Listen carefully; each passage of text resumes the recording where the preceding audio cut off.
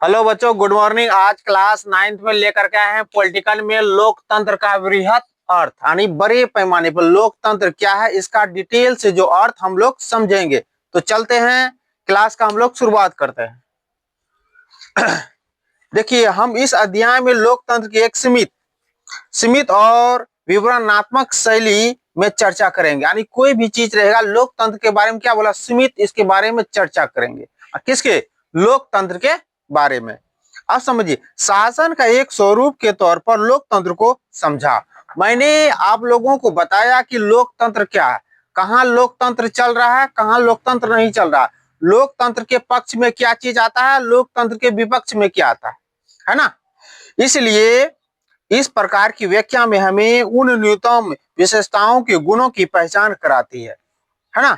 अब देखिए, जो लोकतंत्र की जरूरत है हमारे समय में, लोकतंत्र का सबसे आम रूप से प्रतिनिधित्व वाला लोकतंत्र चाहिए। प्रतिनिधि मतलब क्या हुआ, जिसको हम लोग चुन करके भेजते हैं, तब ना हुआ प्रतिनिधित्व वाला। जैसे आप लोग को बताए थे कि सबसे ज्यादा जो मतदान, जिसकी संख्या ज्यादा रहेगा वो क्या करेगा, लोकतंत्र में विजय घोषित किया जाएगा। यानी सर्वाधिक मत लाने वाला उसको क्या होगा, वो जीत घोषित करेगा। क्लियर? उसके बाद कहा गया सभी लोग शासन नहीं चला सकते। सभी लोग क्या होते हैं, शासन चलाएगा नहीं चलाएगा। अब सभी लोगों की तरफ से बहुमत को फैसले लेने का अधिकार होता है सभी लोगों को, और यह बहुमत सभी स्वयं शासन नहीं चलाता। बहुमत लेकर के कोई खुद से शासन चलाएगा? नहीं चलाएगा। अब बहुमत का शासन भी चुने हुए प्रतिनिधियों के माध्यम से होता है। अब मान लो हम लोग जिसको चुनेंगे लोकतंत्र में, वो क्या करेगा, शासन चलाएगा, उन्हीं के अनुरूप हम लोग चलते हैं। और यह जरूरी हो जाता है क्योंकि आधुनिक लोकतांत्रिक शासन व्यवस्था में इतने अधिक लोग होते हैं कि हर बातों के लिए सबके साथ बैठकर सामूहिक फैसला नहीं किया जा सकता। मान लो लोकतंत्र में जितने भी व्यक्ति हैं, क्या सभी के साथ हम लोग बैठ करके फैसला कर सकते हैं? नहीं कर सकते। अब अगर यह संभव हो तब भी हर एक नागरिक के पास हर फैसले में भाग लेने का समय, इच्छा या योग्यता और कौशल उनके पास नहीं है। अब मान लो इसका कहने का अर्थ यह है, सभी लोगों के पास क्या योग्यता है, सभी पढ़े लिखे हैं, सभी के साथ वो फैसले लेने का अधिकार है, ये सब हर एक जनताओं के पास नहीं है। और किसी किसी के पास तो समय नहीं रहता है ना। तो ये लोकतंत्र की बात है। अगर इसमें लोकतंत्र की स्पष्ट लेकिन न्यूनतम जरूरी समझ मिलती है। न्यूनतम क्या चीज है और उनकी समझ क्या चीज है, उनकी भी महत्व मिलती है। और इस स्पष्टता से हमें लोकतंत्र और अलोकतांत्रिक सरकारों में अंतर करने में मदद मिलती है। कहाँ लोकतांत्रिक सरकार है, कहाँ अलोकतांत्रिक सरकार है, मैंने आप लोगों को बताया है। इसलिए एक अच्छे लोकतंत्र के बीच अंतर समझने की क्षमता नहीं मिल जाती है, बीच में अंतर करने की क्षमता नहीं मिल जाती है। इससे हम लोकतंत्र को सरकार से परे जाकर नहीं समझ पाते। इसलिए हमें लोकतंत्र के वृहत अर्थ को समझना होगा। आखिर लोकतंत्र का अर्थ समझना पड़ेगा। वृहत मतलब बड़े पैमाने पर। देखिए, उसके बाद क्या है, कई बार हम लोकतंत्र का प्रयोग सरकार से अलग संगठन के लिए भी करते हैं। कभी कभी देख रहे हैं, हम लोग कभी अलग अलग संगठन बना लेते हैं। जरा इन कथनों पर गौर कीजिए। हम लोगों का परिवार काफी लोकतांत्रिक है। जैसे हम लोगों का जो परिवार है क्या है, लोकतांत्रिक है।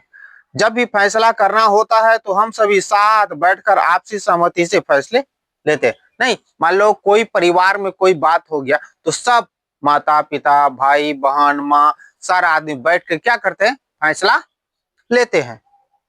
फैसले में मेरे विचारों का भी उतना ही महत्व होता है जितना मेरा पिताजी का। फैसला कौन लेगा, जैसे पिताजी का जितना महत्व रहेगा उतना मेरा भी महत्व होना चाहिए। उसके बाद दूसरा पॉइंट, मुझे भी शिक्षक नापसंद है। कोई कोई कहता है कि वो शिक्षक हमें नापसंद है जो कक्षा में छात्रों को बोलने और सवाल पूछने की इजाजत नहीं देते। लोकतंत्र, जैसे आप लोग कक्षा में पढ़ रहे, आप लोगों को सवाल करने का अधिकार है, हम चुप डांट करके बैठा देंगे तो क्या वो शिक्षक किसी को पसंद आएगा? नहीं आएगा। इसलिए इजाजत नहीं देते तो ऐसा शिक्षक पसंद करोगे जो लोकतांत्रिक मानसिकता का हो। वो क्या है? लोकतांत्रिक मानसिकता। नेक्स्ट पॉइंट, एक नेता और उसके परिवार के लोग इस पार्टी के सारे फैसले करते हैं। मान लो एक नेता रहेगा, उस पार्टी में सारा फैसला का वही चीज तय करेगा। वे क्या लोकतांत्रिक की बात करेंगे? सुनिए, लोकतंत्र शब्द का इस तरह का प्रयोग फैसले लेने के उसके बुनियादी तरीकों को उजागर करता है।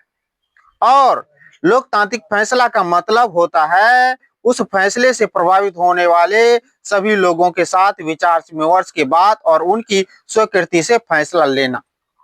अब देखिए, लोकतंत्र में क्या, सभी का स्वीकृति लेगा और सभी का फैसला लेगा तब जाकर के, यानी वे बहुत शक्तिशाली ना हो सका भी किसी फैसले में उतना ही महत्व होना जितना किसी बहु शक्तिशाली का होता है। अब देखिए, यह बात सरकार या परिवार पर भी लागू होता है। सरकार पर भी लागू होगा, परिवार पर भी लागू होगा, हर एक तरह से। इस प्रकार की लोकतंत्र एक ऐसा सिद्धांत है जिसका प्रयोग जीवन के किसी भी क्षेत्र में हो सकता है। लोकतंत्र का एक ऐसा सिद्धांत है जीवन के हर एक क्षेत्रों में इसका प्रयोग किया जा सकता है। कई बार हमें लोकतंत्र शब्द का प्रयोग किसी मौजूदा सरकार के लिए नहीं करके कुछ आदर्शों के लिए करते हैं। इन्हें पाने का प्रयास भी चाहिए। लोकतांत्रिक शासन को जरूर करना चाहिए। अब देखिए, क्या इस देश में वास्तविक लोकतंत्र तभी आएगी जब किसी को भी भूखे पेट सोने की जरूरत नहीं पड़ेगा। देखिए, भारत में लोकतांत्रिक कब आएगा? जब हर एक आदमी, कोई भी आदमी अछूत ना रहे और कोई भी आदमी भूखे पेट से ना सोए, तब जाकर के लोकतंत्र आएगा, वास्तविक लोकतंत्र। समझ में आ रहा है ना? अब देखिए, लोकतंत्र में प्रत्येक नागरिक को फैसले लेने में समान भूमिका निभाना चाहिए। लोकतंत्र में सभी नागरिकों को फैसला लेने में समान भूमिका निभाना चाहिए और बराबर। इसके लिए वोट के समान अधिकार पर भी जरूरत नहीं है। हर नागरिक को इसके लिए सूचना की समान उपलब्ध होना चाहिए। हर नागरिक को सूचना पहुंचना चाहिए और बुनियादी शिक्षा भी पहुंचना चाहिए। शिक्षा रहेगा तब ना वो आगे बढ़ेगा। उसके बाद क्या है? संसाधन और पक्की निष्ठा होना चाहिए। संसाधन भी होना चाहिए और पक्की निष्ठा। अगर हम इन आदर्श पैमाने के आधार पर आज की शासन व्यवस्था को परखे तो लगेगा कि दुनिया में कहीं भी लोकतंत्र नहीं है। ऐसी बातों को लेकर के हम लोग चलेंगे तो लगेगा कोई भी देश में लोकतंत्र वास्तविक नहीं है ना? और दुनिया में कहीं भी लोकतंत्र नहीं है। फिर भी आदर्श के रूप में लोकतंत्र की हमारी समझदारी हमें बार बार यह याद दिलाती है कि हम लोगों को इतना महत्व क्यों देते हैं। बार बार हम लोगों को याद दिलाता है आखिर लोकतंत्र क्या है, आखिर लोकतंत्र इतना महत्व क्यों देते हैं। इस तरीके से लोकतांत्रिक व्यवस्थाओं में परखने की, उनकी कमजोरियों की पहचान करने में मदद मिलती है। आखिर लोकतंत्र में क्या कमजोरी है, क्या चीज की कमी है, उस चीज को पहचानने में उसमें क्या मिलता है? मदद मिलता है। और हमें न्यूनतम या काम चलाऊ लोकतंत्र और अच्छे लोकतंत्र के बीच अंतर समझने में मदद मिलता है। कोई बोलता है काम चलाऊ लोकतंत्र, कोई कहता है कि अच्छे लोकतंत्र को चलाने में और उस चीज को समझने में हम लोगों को ज्यादा से ज्यादा मदद मिलता है। इस किताब में हम लोकतंत्र की व्यापक अवधारणा पर ज्यादा बात नहीं की है। हमने सिर्फ शासन के एक तरीके के रूप में लोकतंत्र के कुछ बुनियादी संस्था के स्वरूप की चर्चा की। अब देखिए, इस किताबों में 9th क्लास की किताबों में पहला चैप्टर में लोकतंत्र की बुनियाद, आखिर लोकतंत्र क्या चीज है, लोकतंत्र के पक्ष में विपक्ष में, है ना, क्या क्या अधिकार है, इसके बारे में हम लोग क्या कर रहे हैं? चर्चा कर रहे हैं, ज्यादा डिटेल से नहीं। इस अगले साल आप लोकतांत्रिक समाज और अपने लोकतांत्रिक मूल्यांकन के तरीके के बारे में जानेंगे और आज की दुनिया में लोकतांत्रिक शासन व्यवस्था का सबसे आम रूप लोगों द्वारा चुने गए प्रतिनिधियों के माध्यम से शासन चलाना। लोकतंत्र में क्या, लोग किसी भी आदमी को, जैसे विधायक को चुनता है, तब ना विधायक हम लोग उसको चुनते हैं वोट डालकर। चुनने के बाद वो क्या करता है? हमारे ऊपर शासन करता है। तो लोकतंत्र यही ना। अब देखिए, लोकतांत्रिक शासन व्यवस्था सबसे आम रूप लोगों के द्वारा चुने गए प्रतिनिधि। हम लोग क्या करते हैं? प्रतिनिधि के चुनते। प्रतिनिधि मतलब कैंडिडेट, है ना, पता है ना। इस तरह से इसके बारे में जानता। लेकिन जब समुदाय छोटा हो तब लोकतांत्रिक फैसला लेने के दूसरे तरीके भी अपनाए जाते। जब समुदाय जब छोटा है तो लोकतांत्रिक व्यवस्था में उसका चुनने का तरीका अलग होता है। अब फिर तो सभी लोग साथ बैठकर सीधे वैसे ही फैसला कर सकते हैं। किसी गांव की ग्राम सभा को इसी तरह काम करना चाहिए। गांव में नहीं देखते हैं ग्राम सभा की बैठक होता है, बुलाया जाता है। क्या आप लोकतांत्रिक फैसले के कुछ और तरीके की कल्पना कर सकते हैं? अब देखिए, इसका यह भी मतलब हुआ कि किसी भी देश में आदर्श लोकतंत्र नहीं है। कोई कोई ऐसा देश है जहां आदर्श लोकतंत्र नहीं है। जिन विशेषताओं की चर्चा हमने इस अध्याय में की वे लोकतंत्र की न्यूनतम शर्त है, पर इतने यह आदर्श लोकतांत्रिक नहीं बनना चाहिए। एक आदर्श लोकतंत्र में निर्णय लेने की प्रक्रिया लोकतांत्रिक होना चाहिए। अब लोकतंत्र जो देश में है वो लोकतांत्रिक होना चाहिए और निर्णय लेने की भी प्रक्रिया कैसा होना चाहिए? लोकतांत्रिक होना चाहिए।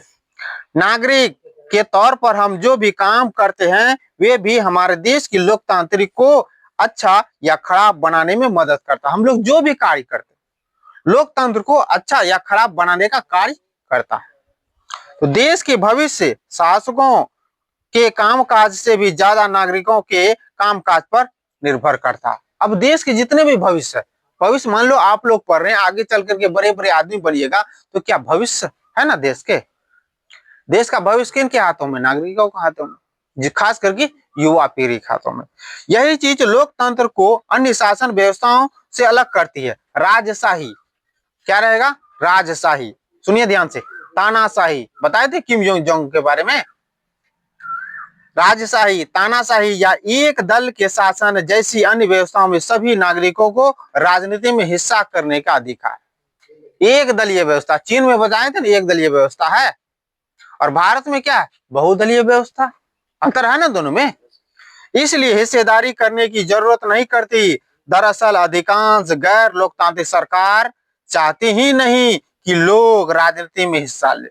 जहां गैर लोकतांत्रिक सरकार रहेगा वो चाहेगा ही नहीं कि नागरिक लोकतंत्र में क्या ले? हिस्सा ले।